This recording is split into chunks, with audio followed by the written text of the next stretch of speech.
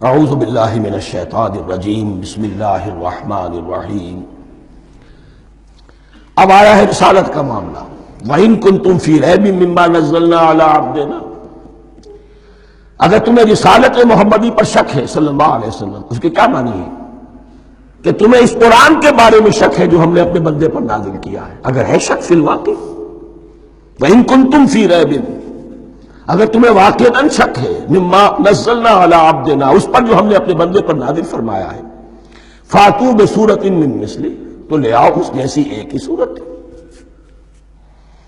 یہ ہم کل پوری تفصیل سے دیکھ چکے ہیں کہ برسبیل تنزل یہاں پہنچے ہیں۔ پہلے دو آیتیں میں نے آپ کو سنائی تھی، اس میں پورے قرآن کی مثال لانے کا چیلنج کیا گیا۔ پھر ایک آیت سنائی جس میں 10 صورتیں ہی لے آؤ۔ اب آخری درجے میں ایک صورت ہی بنا تھا، اور ایک صورت تو سورۃ العصر کے مساوی بھی ہو سکتی تھی، سورۃ الکوثر کے مساوی بھی ہو سکتی تھی۔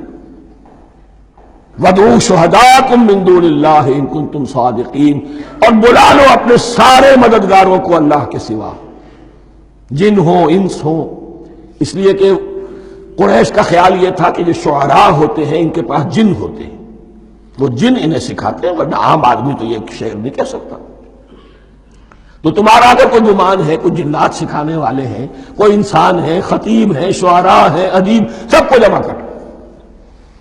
ان کنتم صادقین، اب یہ ہے بہت ہی، جس کو میں نے کل کہا تھا، آپ کو یاد ہوگا، قرآن کا انداز کیا ہوتا ہے کہ وہ اپنے اندر جھانکنے کی دعوت دیتا ہے۔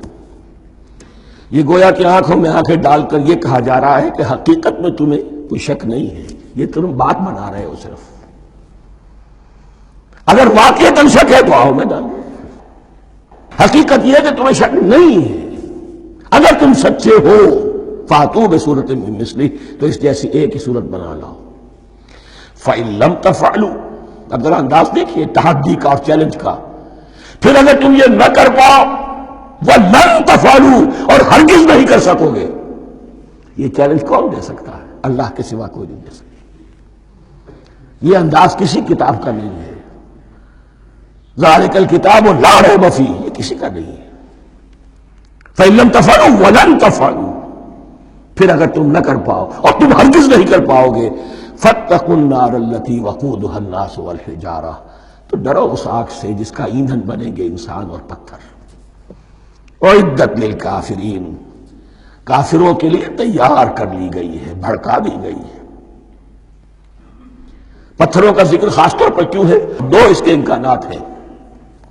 آپ کو معلوم ہے کہ وہ جو پتھر کا کوئلہ ہوتا ہے اس کی آگ بڑی سخت ہوتی تھی، عام جو ہمارا یہ لکڑی کا کوئلہ ہوتا ہے اس کے مقابلے میں۔ اور دوسرے یہ بھی کہ چونکہ انہوں نے جو معبود تراش رکھے تھے وہ پتھر کے ہوتے تھے، تمہارے ساتھ ہی تمہارے ان معبودوں کو بھی جھونکا جائے گا اور وہ بھی جلیں گے، تاکہ تمہاری حسرت کے اندر اضافہ ہو۔ ان سے ہم دعائیں مانگا کرتے تھے، ان کے سامنے ماتھے ٹیکتے تھے، ان کے سامنے ڈنڈوت کرتے تھے، ان کو چڑھاوے چڑھاتے تھے۔ اب یہاں گویا کہ ایمان باللہ، توحید، ایمان بالرسالت اور ایمان بالآخرت۔ فاتقوا النار التي وقودها الناس والحجارة اعدت للكافرين وبشر الذين آمنوا وعملوا الصالحات، اور بشارت دے دیجئے اے نبی ان لوگوں کو کہ جو ایمان لائے اور جنہوں نے نیک عمل کیے، ان لهم جنات تجری من تحتها الانہار، کہ ان کے لیے وہ باغات ہیں کہ جن کے دامن میں ندیاں بہتی ہوں گی۔ لفظی ترجمہ ہوگا جن کے نیچے ندیاں بہتی ہوں گی۔ مراد اس سے کیا ہے؟ عام فطری باغ وہ ہوتے تھے کہ جس میں ذرا اونچائی پر جو ہے درخت لگے ہوئے ہیں اور دامن میں ندی بہ رہی ہے، تو اس سے خود بخود جو ہے وہ اریگیشن، نیچرل اریگیشن ہو رہی ہے، درختوں کے جڑوں تک پانی پہنچ رہا ہے۔ بہرحال ترجمہ آپ لفظی کریں، ان کے نیچے ندیاں بہتی ہوں گی، یا یہ کہ جن کے دامن میں ندیاں بہتی ہوں گی۔ کلما رزقوا منہا من ثمرۃ رزقا، جب بھی کبھی انہیں دیا جائے گا کوئی پھل رزق کے طور پر کھانے کے لیے جنت میں، قالوا ھذا الذی رزقنا من قبل، وہ کہیں گے یہ تو وہی شے ہے جو ہمیں پہلے بھی ملتی تھی۔ اس کا ایک مفہوم یہ ہے، یہ جو نزل ہے، ابتدائی جو ہے دعوت ہے، ابتدائی ضیافت جو ہوگی اس میں وہی چیزیں کہ جو معروف ہے، جانی پہچانی ہے۔ یہ رمان، یہ دیکھیے یہ انار آ رہا ہے خوبصورت، یہ انگور ہے خوبصورت، یہ نخیل ہے، یہ نخل ہے، یہ رطب ہے، لیکن ذائقے کے کوئی نسبت و تناسب بھی نہیں ہوگا۔ وہ کہیں گے وہی شے ہے جو ہمیں پہلے ملتی تھی، وَأُتُوا بِهِ مُتَشَابِهًا، مشابہ تو ہوگی وہ، لیکن ان کے ذائقے میں زمین و آسمان کا فرق ہوگا۔ اور ایک یہ بھی مفہوم لیا گیا کہ آخرت میں جنت میں بھی وہی میوے ملتے رہیں گے، لیکن ان کا ذائقہ بدلتا رہے گا۔ شکل وہ ہوگی لیکن ذائقہ وہی رہے گا کہ جس سے انسان کی بھی طبیعت بڑھ جاتی ہے ایک ہی شے کو کھاتے ہوئے۔ وَلَهُمْ فِيهَا أَزْوَاجٌ مُطَهَّرَةٌ، اور ان کے لیے ہوں گے اس میں بہت ہی پاک باز، نہایت پاک کی ہوئی بیویاں ہوں گی۔ ازواج مطہرۃ وہم فیہا خالدون، اور اس میں رہیں گے ہمیشہ ہمیشہ۔